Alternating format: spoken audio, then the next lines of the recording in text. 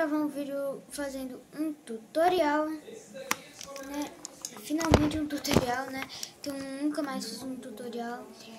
Então, primeiro você vai nesse link que está aí na descrição.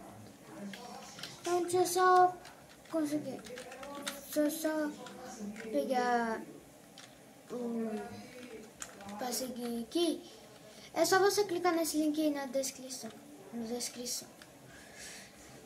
Como conseguir Robux grátis no PC. Tá bom. Esse cara aqui foi quem me inspirou a fazer. Então, esse daqui é o primeiro link que você vai usar e esse o segundo. Primeiramente, você vai em Robux. Você vai em Robux. Aí você chegou nessa página aqui, ó, você coloca, você pega esse negócio aqui, ó. Chegou nessa página aqui, você pega qualquer Robux. Vou pegar 400 porque vai demorar menos para carregar. Você escolhe esse cartão aqui do Roblox. Continua.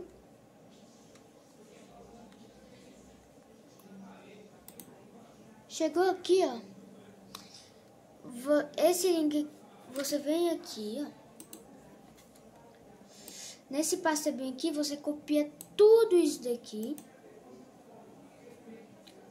Copiar. Clica em resgatar, só que com o direito. Inspeciona. Aí você clica em inspecionar, né? Clica com direito nesse negócio aqui que tá azul. Edite as HTML. Vai aparecer isso aqui. Apaga tudo.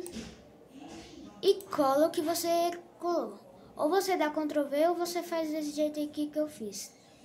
Pra colar, né? Já fez isso daqui? Agora já pode fazer isso daqui.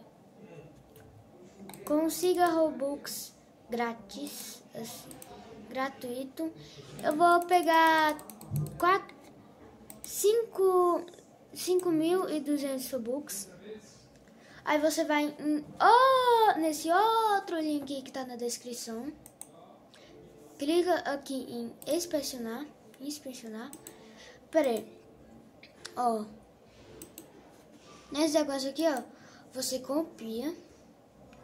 Nesse segundo link que tá na descrição.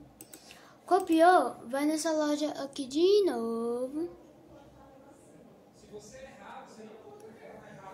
Aí você clica com direito de novo. Edite as HTML. Apaga. E cola de novo. Chegando assim, você já pode sair. Assim. O X. Aí você clica aqui em salvar. Que vai começar a salvar. Galera, esse foi o tutorial. Eu sei que foi meio rápido, mas foi isso, é o meu jeito. Só que, galera, quando chegar em 100%, ó, vocês não vai testando direto, não. Esse aqui, ó, esse segundo link aí da descrição é pra salvar os Robux, entendeu?